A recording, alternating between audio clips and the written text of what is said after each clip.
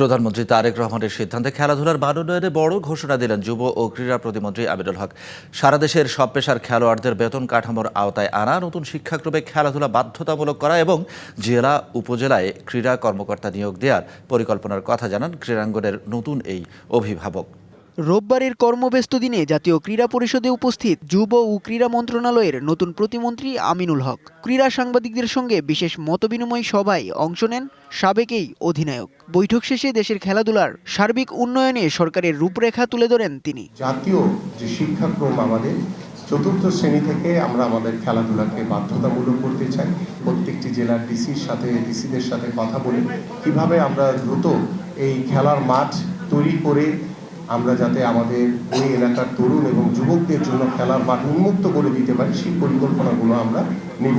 আমাদের যে ক্রীড়া নীতি রয়েছে, সেই ক্রীড়া নীতিও আমি আলাপ আলোচনার মাধ্যমে আমরা যেখানে যেখানে পরিবর্তন করা দরকার, যেখানে আরো সহজ করা দরকার, সেই কাজগুলো প্রতিষ্ঠিত করতে পারি।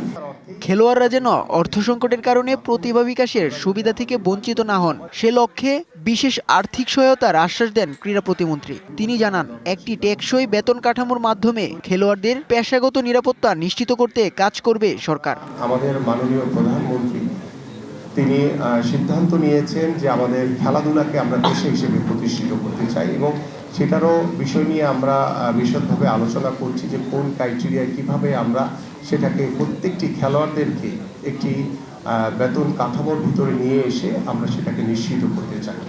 এছাড়া জেলা ও উপজেলা পর্যায়ে নিয়মিত ক্রীড়া কার্যক্রম জবাবদিহিতার আওতায় আনা, বার্ষিক ক্রীড়া ক্যালেন্ডার প্রণয়ন করে সারা বছর মাঠে খেলা নিশ্চিত করা এবং তৃণমূল পর্যায়ে প্রতিভা অন্বেষণে সমন্বিত উদ্যোগ নেওয়ার প্রত্যয় ব্যক্ত করেন তিনি। প্রতিষ্ঠিত করতে পারি সেই স্বপ্ন নিয়ে উৎস রশিদ, ডিবিসি নিউজ, ঢাকা। এবার নগদে পাচ্ছেন হেলিকপ্টার অফার, তাই কেনাকাটার পেমেন্ট নগদে করুন আর বুঝে নিন ২০০০ টাকারও বেশি ক্যাশব্যাক সহ হেলিকপ্টার রাইড। পেমেন্ট শুরু করুন আজই।